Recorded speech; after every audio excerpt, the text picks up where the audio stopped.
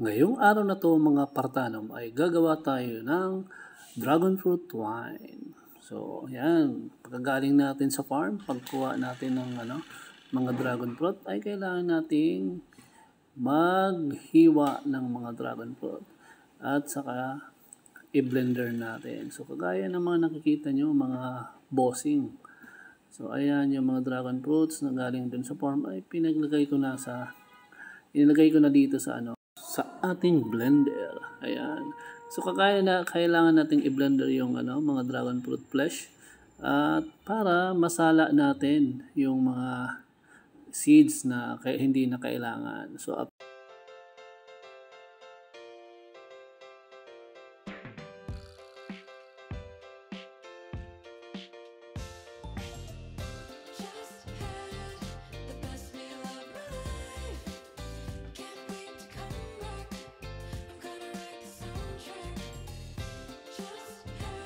after natin masala yung dragon flesh at ma-separate yung mga seeds doon sa liquid form ng dragon fruit liquid ay kailangan na nating pakuluan. So pag nagpakulo tayo ng dragon fruit wine, kailangan natin ang asukal. So kapag sa asukal naman mga boss ay kailangan lang natin yung red or brown sugar.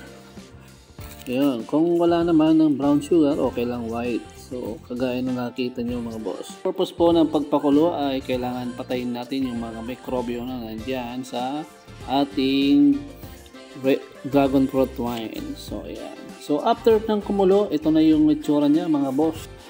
Paalala ko nga pala mga boss na ang kailangan nating heat ay mga nasa 78 centigrade para pamatay talaga yung mga pathogens or mercubio sa ating dragon fruit liquid or wine.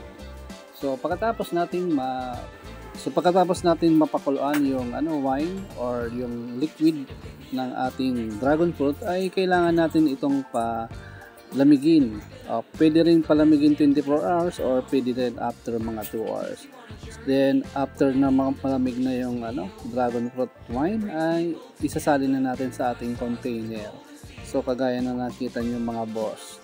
So gumamit ako dito ng plastic bottle gamit yung mineral water at with imbudo. Ayun, para hindi magtumapon yung mga liquids natin diyan. So kagaya niyan mga boss.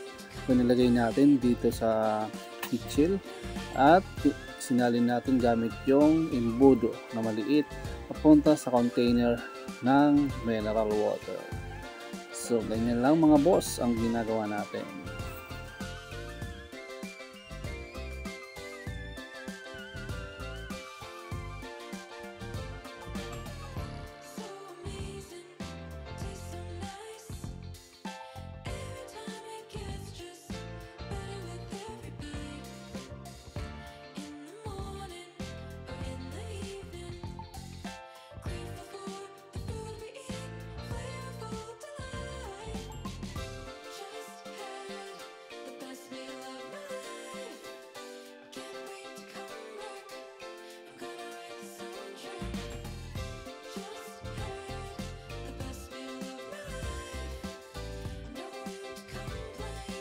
So after natin maisalin mga boss yung ating red wine,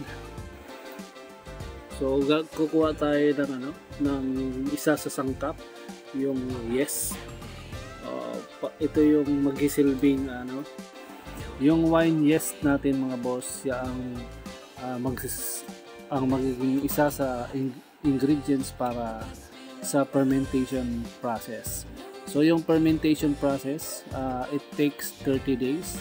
So kung nakita nyo, nilalagay ko na yung yeast dito sa container para magkaroon agad ng reaction doon sa ating wine. So yan nilalagay kong cup na yan mga boss. Isa yan sa materialis na para sa during fermentation process ay siya ang magsisilbing exhaust ng gas, kasi yung yeast ay mag-produce yan ng gas during fermentation.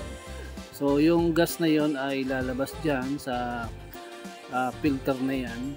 So yung tubig may tubig yan, much better na alcohol yung nilalagay natin para yung mga aerobic bacteria or anaerobic bacteria ay nasasala dyan. So ang purpose niyan ay lumabas yung mga gas. Kung nakita niyo mga boss, ayan nagbabubbles na yan. Ibig sabihin nagkakaroon na ng reaction doon sa between sa wine ng dragon fruit at saka ng yes. So kung nakita nyo nagbubbles na yung sa may so ang tawag nga pala diyan boss diyan sa nasa ibabaw ng ng takip ng container is fermentation lock. So yan ang nagsisilbing lock ng during fermentation.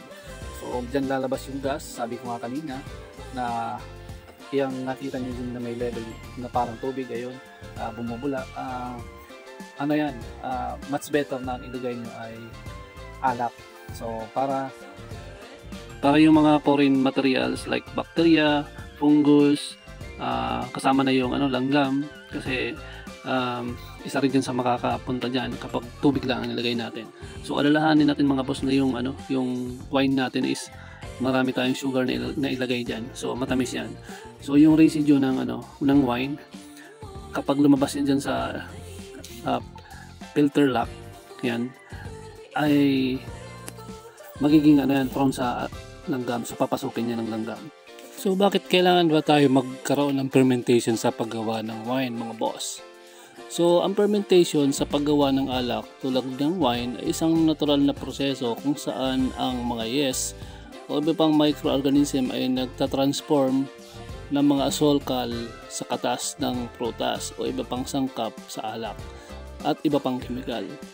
Ang yeast ang pangunahing microorganism na karaniwang ginagamit sa fermentation ng alak at ang prosesong ito ay kilala bilang alcoholic fermentation. Sa paggawa ng wine, ang mga yeast ay nangangailangan ng asukal para sa kanilang paglago at pagbuo ng alak. Kapag itinapon ang yeast sa katas ng ubas o ibang pang prutas katulad nitong dragon fruit, nagsisimula ng proseso ang fermentation. Ang yeast ay nangangalas ng asukal at iniikot ito sa alak at carbon dioxide. Ang resulta ay isang likido na may mataas na konsentrasyon ng alak na kilala bilang wine.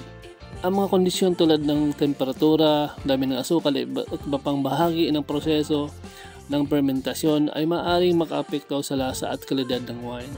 Ang iba-ibang uri ng yeast at iba-ibang uri ng prutas ay maaaring magdulot ng iba't ibang mga lasa at aromang nais ng mga gumagawa ng wine.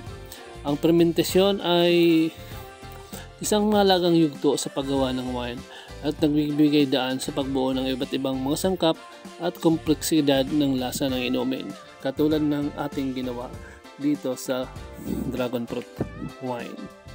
So sa mga oras na ito mga boss, ito na yung fermentation lock kung saan dito lumalabas yung carbon dioxide na naging produkto ng yeast, yung kinakain ng yeast yung mga asukal diyan.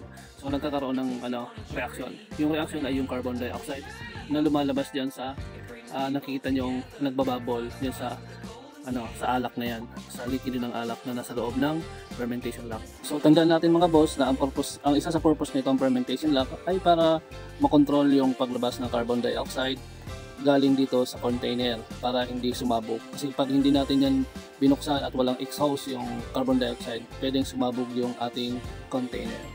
So at ang isa pa na purpose ay para dahil may alak yan, ang purpose niyan ay para maiwasan na makontamina ng mga langgam. Kasi ang ating red wine ay maraming asukal yan mga boss, yung ating red wine. So paborito yan ng langgam. So kapag lumabas yung ating residue, nagkawa ng carbon dioxide na may kasamang residue galing dun sa red wine natin, ay pwedeng maakit ang mga langgam at pasukin niya ng langgam. So kaya ang ginawa natin ay alak ang nilagay natin. So para kapag pumasok man yung mga langgam or mga foreign bodies diyan sa ating fermentation lock ay automatic mamamatay. So yan ang isa sa proseso na ginawa ko sa paggawa ng wine. Sana meron kayong natutunan at kung gusto niyo ang ganitong mga content ay please don't forget to like and subscribe. This is Rika, ang Sendong Partanong, Babush.